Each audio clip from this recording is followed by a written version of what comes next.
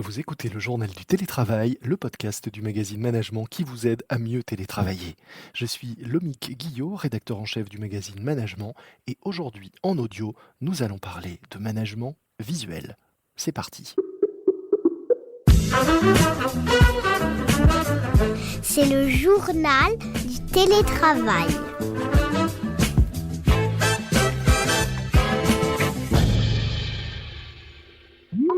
Avant, c'était simple. Quand en réunion, on avait une idée géniale qu'on voulait expliquer aux autres, il suffisait de se lever, d'aller jusqu'au paperboard ou tableau blanc, de prendre un feutre et de la noter avec plein de flèches partout, de préférence ou de bullet points pour bien se faire comprendre.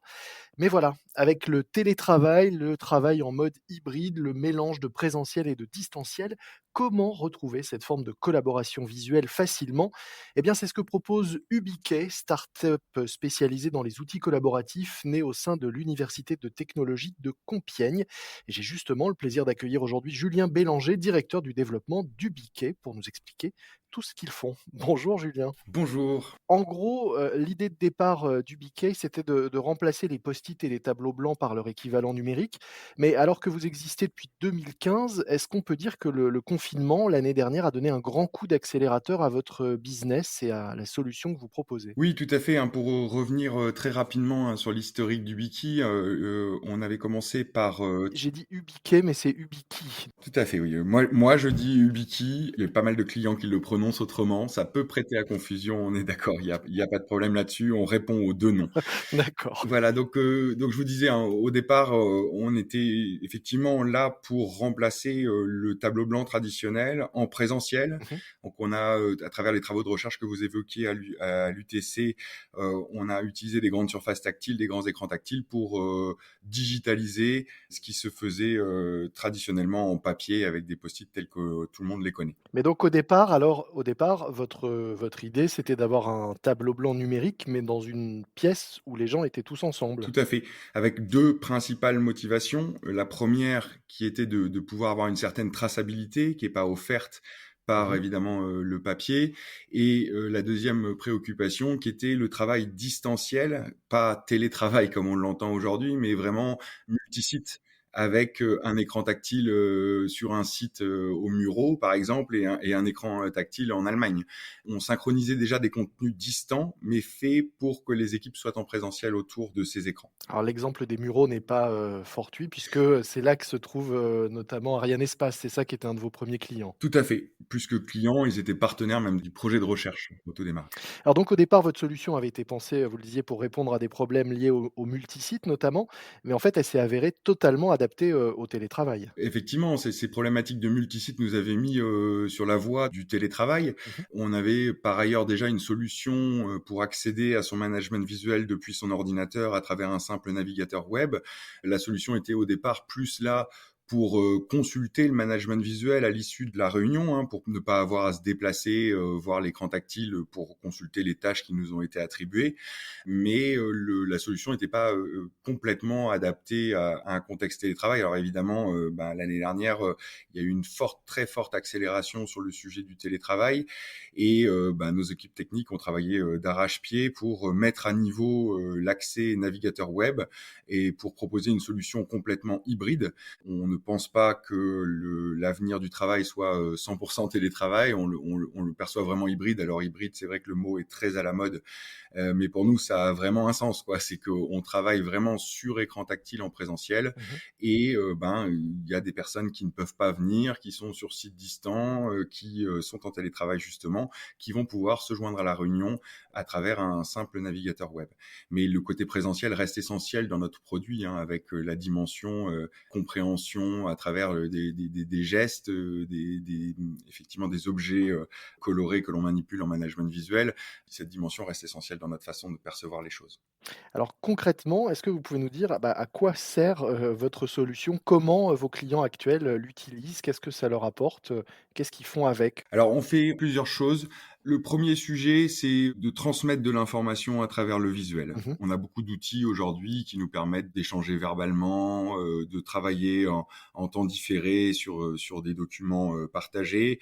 Là, l'idée, c'est bien de travailler en temps réel Mmh. et de faire passer un maximum d'informations à travers le visuel. C'est pour ça qu'on va utiliser des codes couleurs dans les documents qu'on va créer, avec des post-it de couleurs différentes, des pastilles que l'on va ajouter aux post-it, des informations également qui vont être représentées de façon graphique. L'objectif, il est généralement de faire ce qu'on appelle des activités de résolution de problèmes, donc quelle que soit l'entreprise, hein, dans un projet, dans une industrie, on va rencontrer un problème et on va faire appel en fait à l'intelligence collective pour essayer de résoudre ce problème. Donc il y a des phases de brainstorming et puis il y a des phases de mise en place du management visuel, notamment à travers des plans d'action qui vont donner aux uns et aux autres les choses à faire pour essayer de résoudre ce problème. Mmh. Donc ça c'est vraiment une première catégorie d'activités pratiquées sur Ubiki. La deuxième catégorie, c'est de la planification d'une façon générale. Donc, il n'y a pas que des problèmes, il y a aussi des projets à gérer. Et l'outil Ubiki va permettre de synchroniser des équipes. On peut penser par exemple à une équipe de développement logiciel, hein, comme nous. On utilise notre outil pour travailler, bien sûr. Cette équipe, elle va avoir tout un tas de tâches à réaliser pour aboutir au développement d'une nouvelle fonctionnalité, par exemple. Et ce qui est très important à travers le management visuel, contrairement au développement tel qu'il se faisait auparavant, Mmh. aujourd'hui, les gens ont besoin de comprendre ce sur quoi ils travaillent, de comprendre la fonctionnalité dans son ensemble, et puis après, on va se répartir les tâches dans l'équipe, et le management visuel va être là pour bien comprendre les tenants et aboutissants, et bien comprendre qui fait quoi sur ces fonctionnalités en question. Est-ce que vous diriez, alors qu'on parle, de plus en plus de sens, de recherche de sens dans le travail et dans l'entreprise, que finalement c'est un outil qui permet, de donner du sens à ce qu'on fait en ayant une vision globale et en comprenant, les enjeux et les interactions des uns et des autres? Voilà, le management visuel, son objectif, c'est l'implication des équipes et l'alignement de ces mêmes équipes. Et quand on parle de ça, Mmh. on est d'autant plus pertinent que les gens comprennent ce sur quoi ils travaillent. Je pense qu'aujourd'hui, tout le monde a besoin de comprendre un peu sur quoi il travaille. Moi, j'ai tendance à dire que on passe une très grande partie de notre vie à notre travail. Ne pas savoir ce qu'on fait, ça me fait penser à des scénarios un peu improbables de BD où les gens travaillent sans savoir ce qu'ils font. Je pense que notamment dans une population de développeurs, hein, tels que moi je les pratique au quotidien, on a un turnover très important à partir du moment où on ne propose pas du sens aux salariés. Et je pense que c'est très très important Mmh. de faire en sorte que ils adhèrent à la vision d'entreprise, ils adhèrent à ce qu'ils sont en train de faire et ils se synchronisent eux-mêmes. Hein. Il y a aussi beaucoup d'auto-organisation hein, dans le management visuel. Ils se synchronisent eux-mêmes pour arriver à l'objectif commun.